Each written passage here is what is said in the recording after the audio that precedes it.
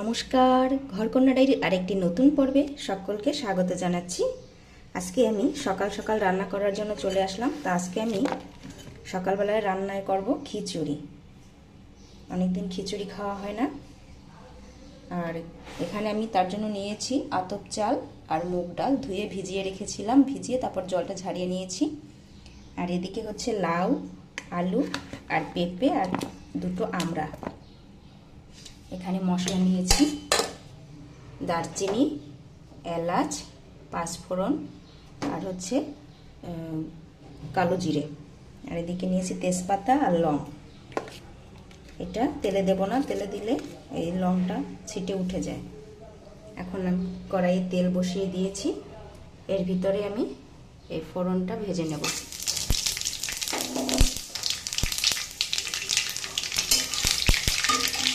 দু এক মিনিট ভেজে নেব, পুড়ে না যায়, খেয়াল রাখতে হবে।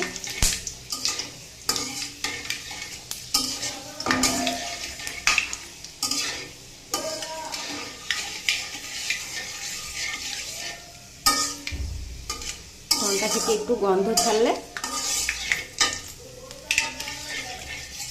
এই যে ফোড়ন থেকে কিন্তু গন্ধ বের হচ্ছে, সুঘ্রাণ বের হচ্ছে।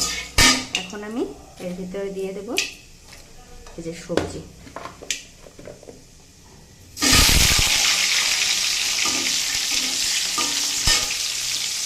সব সবজিগুলো আমি দিয়ে দেবো, আর লংটাও এর সাথেই দিয়ে দেবো, তাইলে ছিটে উঠে যাবে না। আর তাছাড়া তেলে যদি লং দেওয়া হয়, ও ছিটে উঠে কোথায় চলে যায় আর খুঁজে পাওয়া যায় না। এই জন্য এখন দিলাম। সব সবজিগুলো দিয়ে দিচ্ছি।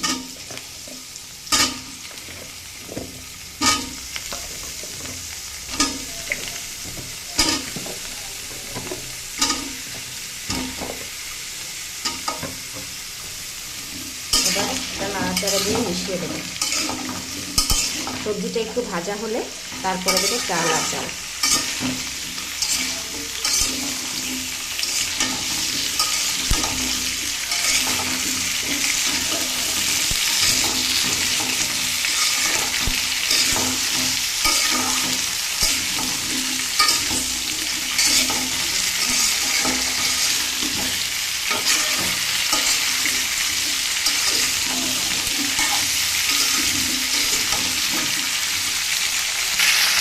দেখুন সবজিতে কিন্তু আমি লবণ দিয়ে নিয়েছি।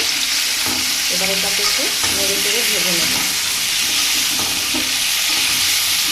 ঘরে যখন যেরকম সবজি থাকে সেই দিয়ে কিন্তু খিচুড়ি করে খাওয়া যায়।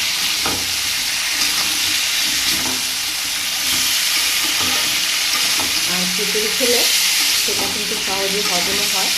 আর আমি এখানে আর কোনো মশলা ব্যবহার করব না। আর যে মরিচটা দিয়েছিলাম এটাও তুলে রাখবো, এটাকে ফেটে না যায়।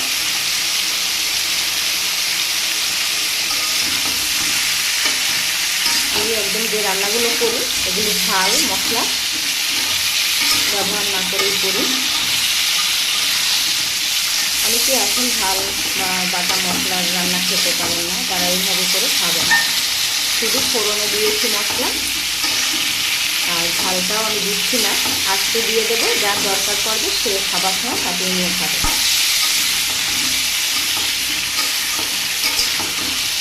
দেখুন সবজিটা কিন্তু বেশ ভালো করে ভাজতে হবে। আর এর সাথে আমি এখন চাল ডালটাও দিয়ে দিচ্ছি।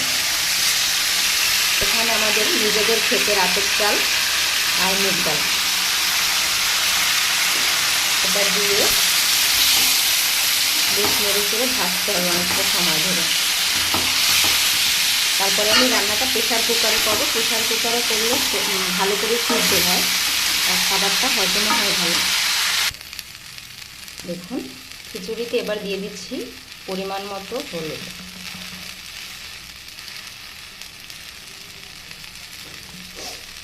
এবার এটাকে নেড়ে চেড়ে মিশিয়ে দেবো। এরকম সবজি দিয়ে খিচুড়ি খেলে আলাদা করে আর সবজি রান্না করতে হয় না, একসাথেই সব রকম পুষ্টি উপাদান পাওয়া যায়। যেমন এখানে আলু আছে, পেঁপে আছে, লাউ আছে, আমড়া আছে, চালও আছে, ডালও আছে। তাহলে সব রকম পুষ্টিকর খাবার আমার একসাথে হয়ে গেল। এটা খুব সাবধানে নাড়াচাড়া করতে হবে।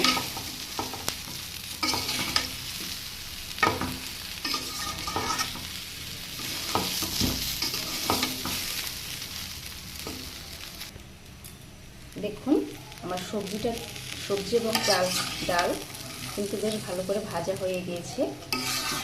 মানে একদম বেশিও ভাজিনি, আবার একদম কমও না, মাঝামাঝি টাইপের ভাজা হয়ে গিয়েছে। আর এদিকে প্রেসার কুকারে জল, এর ভিতরে আমি এইটা ঢেলে দেব। দেখুন সব সবজিগুলো এবং ডাল আমি প্রেসার কুকারে দিয়ে দিয়েছি।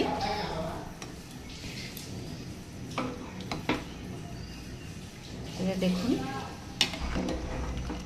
কত সুন্দর সকাল সকাল সবজি খিচুড়ি। এই সবজিটার এই জলটা ফুটে উঠলে তারপরে আমি এই প্রেসার কুকারে ঢাকনা দেব, দেখি কি পরিস্থিতি হয়, তারপরে ঢাকনাটা দিয়ে দেব। দেখুন খিচুড়ি কত সুন্দর ফুটে উঠেছে, এবারে ঢাকনাটা দিয়ে দেব। দেখুন খিচুড়িটা আমি তুলে নিয়েছি। আর এইদিকে আমার ছিল কিছু শাপলা ঘরে, তো এটাকে লবণ দিয়ে চটকে নিয়েছি, জলটা বের করে নিয়েছি, এটাকে ভাজি করব খিচুড়ির সাথে শাপলা ভাজি। তো আমি তেলে কিছুটা কালো জিরে ফোড়ন দিয়ে নিচ্ছি।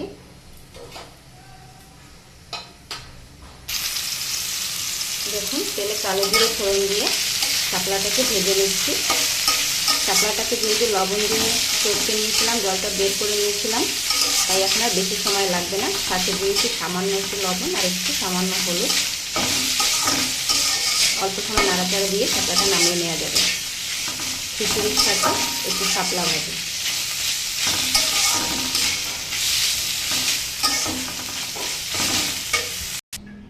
দেখুন খিচুড়িটা আমি প্রেসার কুকার থেকে কড়াইতে ঢেলে নিয়েছি।